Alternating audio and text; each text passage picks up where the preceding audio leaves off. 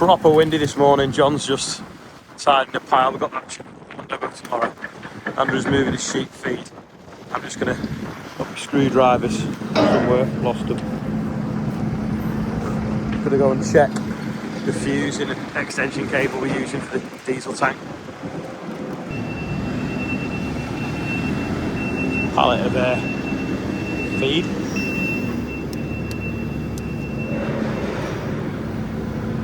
Concrete's gone off, looks splendid.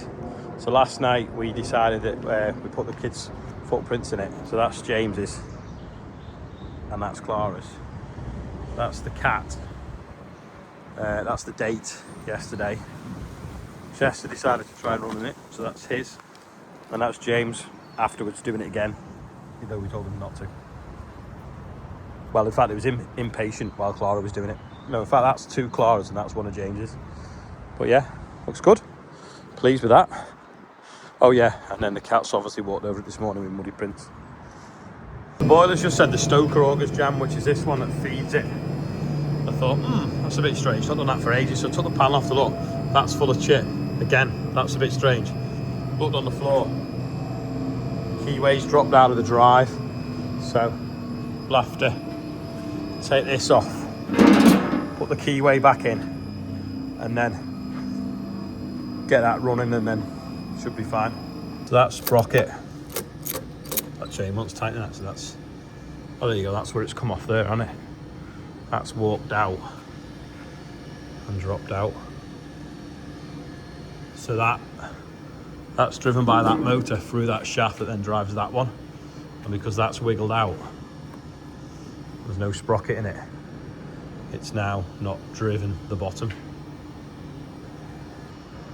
Gonna spin that now, auger the chip in, get rid of it all from below what's called a cell lock, which is like a paddle wheel. Because if I put the keyway in first and turn it, more chip will keep falling and it might jam itself. That's all working. The oil going down in there. That's turning. There we go.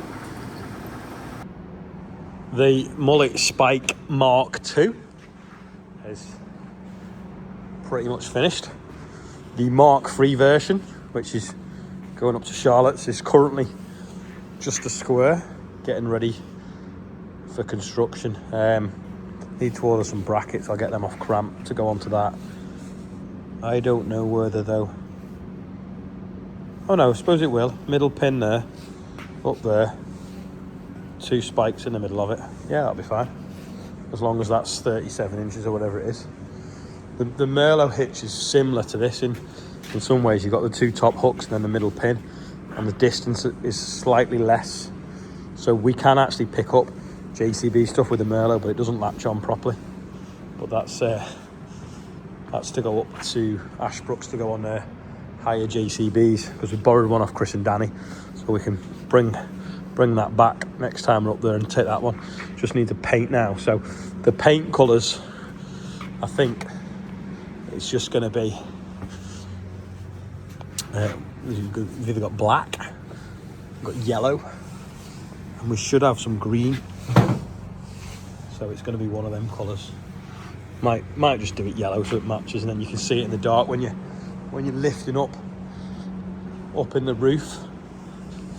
I don't know whether it needs a little spike in here just to stop it, so when you're going across a field and you go down a bump or a tram line, the bales just don't slide off. But yeah, that's finished. He's put some gussets there to strengthen that. That lens is dirty on that camera. And then I think he wanted to put a couple there as well. Yeah, there's the Mullet Mark II and the Mullet Mark III on the way. Or with a clear lens. There's the Mullet Mark II and the Mullet Mark III. I'll just clean my camera. Andrew's just changed the bearing in this on the drill, but it feels a little bit tight.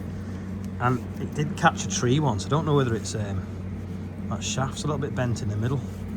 I mean, obviously that's eccentric, so it's wobbling all over the place.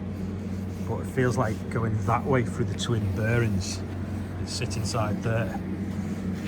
There's something wrong. So we could do with trying to work out which plane it sits in, and then maybe clout that with a hammer. See if we can get it to feel a bit freer, because it's a tight spot there. and it's nice. It goes tight again. But also the thread's a little bit damaged, so we're just going to clean the thread up so the nuts go back on easier. I'll go and see if we've got a tap and die or a thread file. It's just a bit mushroomed, I think, when he's knocked it out. I'm going to do them two, but I don't think that's big enough, is it? No, that's M14 and I think that's M16. But these files might work. If you get the right one of them, you can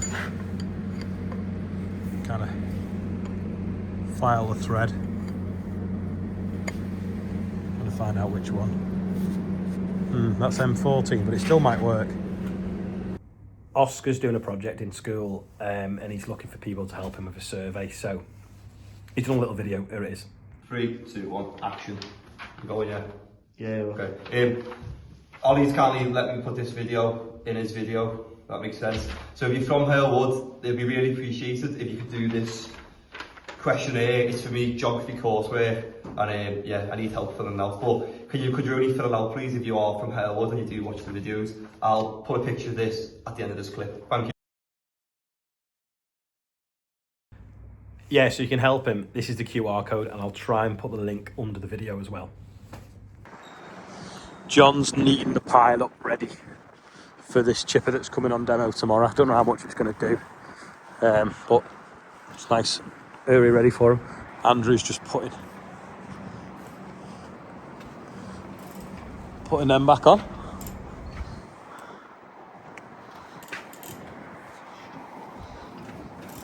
Luckily you've got like a big platform up there to stand on. These blue steps are an option.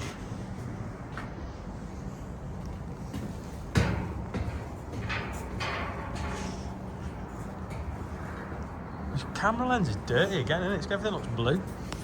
Oh. My camera lens keeps going dirty. That's better.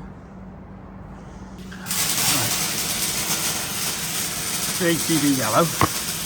JCB yellow. So one's definitely going to be JCB yellow, and then the other one that is welding now, that can be Merlot green.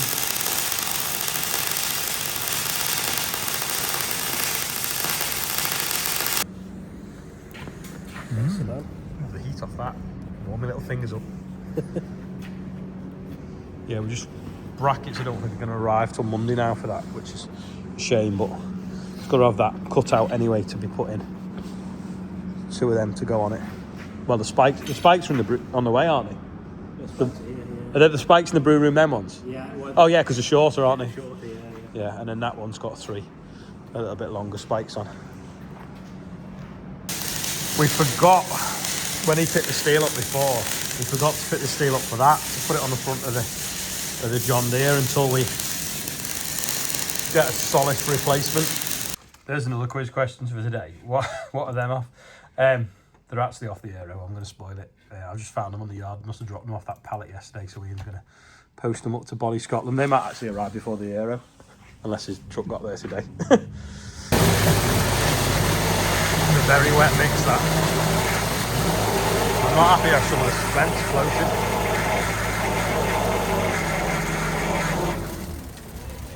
24 hours later. It's mad, isn't it? Just what cement does. You know, you've got gravel and stone and it doesn't really do anything, but as soon as you put cement to it, it works. But look at that. Little tiny, the tiniest puddle there, but I think when I take the shutter out, it'll be gone.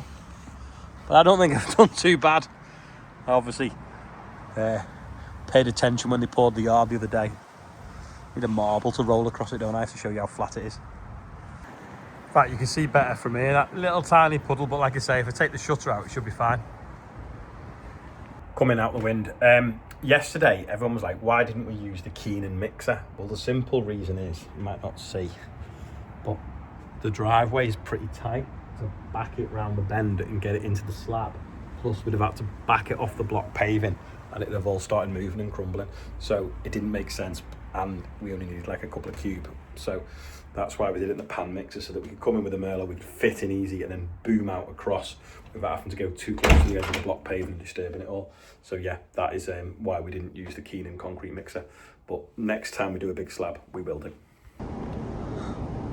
That is nearly all here now. I think there's one more box to be tipped out tomorrow, so fits neatly in the corner. That'll drip out over the next few weeks, and then maybe then we'll put some in that corner as well, so it will like alternate the stock for them. It's working quite well, the fact that we can earn a little bit back from the sheds being empty. Such a poor harvest, but full of our own grain that was saleable would have been far better. There's no doubt about that. Dead easy birthday today. Everyone's won. So Frankie Parker, happy first birthday, and Penelope Dixon, happy first birthday. And we're now only £44 away from £109,000. Yeah, do you know what we haven't done for ages as a bit of a quiz question is, we used to say how are you feeling today, answer as a percent. So not a bad day, please me honk, my concrete's gone off and looks well. So 90% today, it's a little bit cold, just knocking a few percent off, but yeah, how are you? Let us know in the comments, everyone join in, and we'll see how everyone's feeling. If anyone's a little bit low, maybe other people can comment and see how they're feeling, and everyone can have a little bit of a chat in the comments. But yeah, that's it for today, thanks for watching, see you tomorrow.